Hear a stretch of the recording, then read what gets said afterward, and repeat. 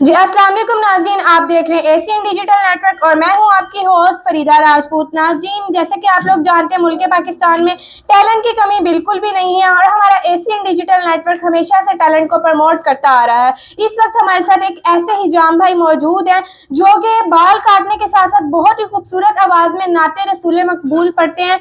और आइए हम इनसे इनकी खूबसूरत आवाज़ में कलाम सुनते हैं और जानते हैं कि इन्होंने ये कैसे शुरू किया और इनको कैसे शौक पैदा हुआ। जी अस्सलाम वालेकुम। जी वालेकुम सलाम। सर आप क्या सुनाएंगे? जी मेरे पास बहुत से ऐसे आरफाना कलाम भी हैं, नाते भी हैं। तो मैंने काफ़ी कलाम पढ़े हैं, आरफाना कलाम भी, नाते भी। तो पंजाबी भी है मेरे पास, उर्दू भी है। आप क्या सुनना चाहेंगी? आप जो बहुत ही अच्छी आवाज में सुना दें हमारे व्यूवर्स को। जी। सल्लल्लाहु अलैहि या रसूल अल्लाह वसल्लम काया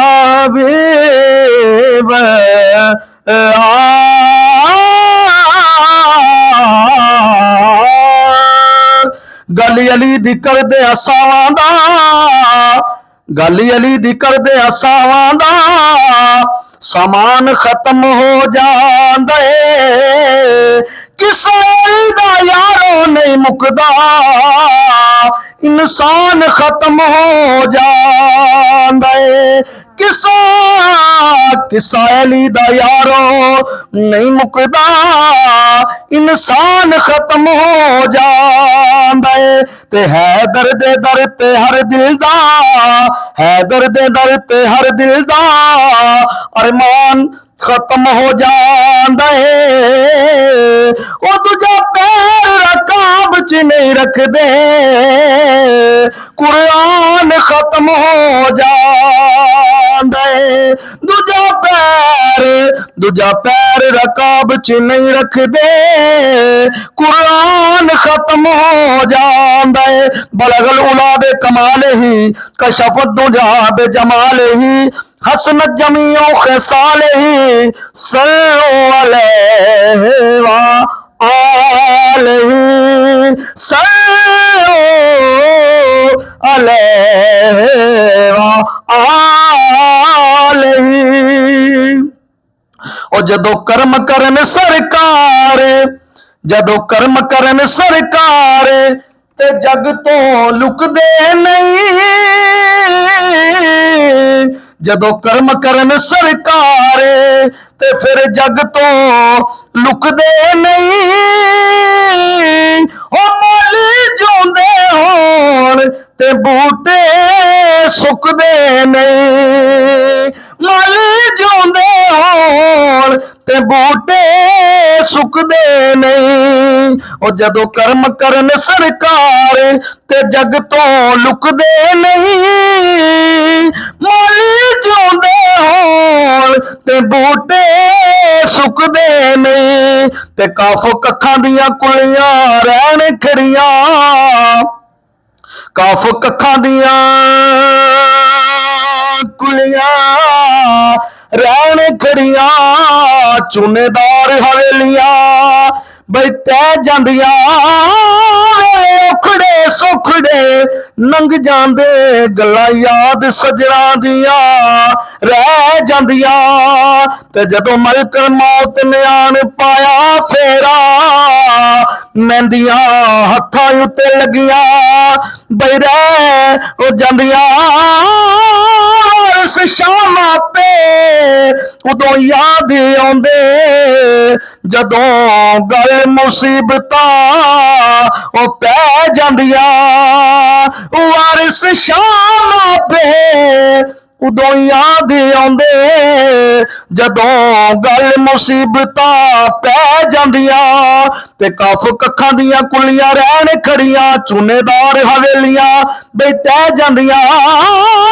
औखड़े सौखड़े नंग जांदे, गल्लां याद सजना दियां रह जांदियां। ते जदों मलक मौत ने आने पाया फेरा, मेहंदियां हत्थां उत्ते लगियां बई रह जांदियां।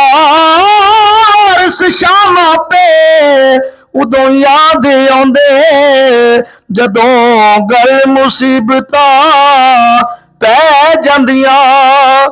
ایک جو کلام ہے میں وہ آپ کی نظر پیش کر رہا ہوں, محبت کے ساتھ سماعت فرمائے.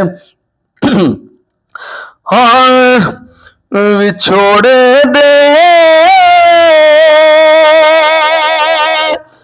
میں صدمے روز چلا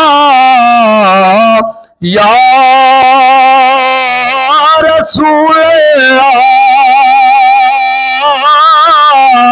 یا رسول اللہ وچھوڑے دے میں صدمے روز چلا یا رسول اللہ کراں دن رات میں تیریاں ہی گلاں یا رسول اللہ کراں دن رات میں تیریاں ہی گلاں یا رسول اللہ جنہاں عشق تیرے دا کبھی بھی پانی نہیں ملیا جنہاں عشق تیرے دا جنہاں عشق تیرے دا کبھی بھی پانی نہیں ملیا دلاں دیاں صدا سک جان واللہ یا رسول اللہ دلاں دیاں صدا سک جان واللہ یا رسول اللہ دلاں دیاں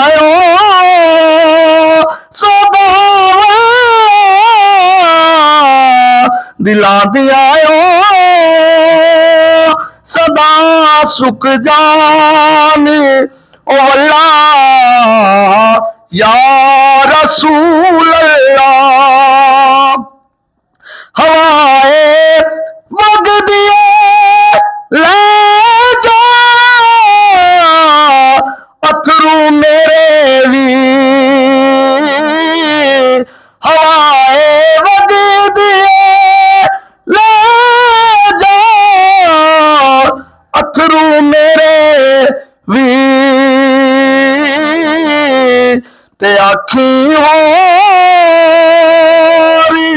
کی میں نظر او کلا یا رسول اللہ تے آکھی اور کی میں نظر او گلا یا رسول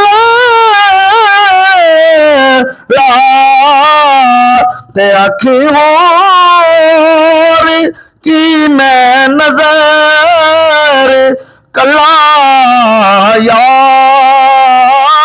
رسول اللہ. ماشاءاللہ سبحان اللہ, بہت ہی پیاری آواز ہے آپ کی. آپ نے اس کے علاوہ کہیں اور پر اپنا ٹیلنٹ آزمایا کبھی؟ بہت سے لوگ میرے پاس آتے ہیں, تقریباً 300-400 میرا انٹرویو چل بھی رہا ہے, بہت سی ویڈیوز میری وائرل بھی ہیں. تو مجھے ابھی تک کسی نے اچھے طریقے سے بالکل پروموٹ نہیں کیا. آج بھی میں مشقت کی زندگی گزار رہا ہوں, کرائے پہ میرا گھر ہے, فیملی ہے, بچے ہیں. آپ کو یہ شوق کب سے پیدا ہوا؟ جب سے میں لاہور آیا 2003 سے, اسی وقت سے مجھے شوق تھا. میرے والدین کو بھی یہ شوق تھا کہ ہمارا بیٹا حضور پاک سرور کونین کی بارگاہ الہی میں ہدیہ نعت پیش کرے. اور مجھے اور ایک بات یاد آ گئی کہ میں GNN دیس بک پہ بھی گیا اور ہنا نیازی کے شو میں بھی گیا. ہنسنا منع ہے, ताबिश हाशमी के शो में भी गया, लेकिन मुझे अफसोस से आज इस इंटरव्यू में ये कहना पड़ा कि नाच और गाने वालों को तो प्रमोट किया जाता है, हजूर के सना खां को क्यों नहीं प्रमोट किया जाता। नहीं सर, बिल्कुल हम आपको प्रमोट करेंगे, एशियन डिजिटल नेटवर्क आपको प्रमोट करेगा। जी नाजरीन, ये था हमारा आज का प्रोग्राम। आपने देखा कि हमने एक ऐसे हिजाम से बात की और उनकी लाइफ के बारे में जाना, और वो जो उनसा काम करते हैं, नाते रसूल मकबूल पढ़ते हैं, हमने उनकी खूबसूरत आवाज़ में वो सुना। और यही प्रोग्राम हमारा, इसी के साथ अपनी होस्ट फरीदा अदरीस को दीजिए इजाज़त। मिलते हैं एक नेक्स्ट प्रोग्राम में, तब तक के लिए अल्लाह हाफिज़।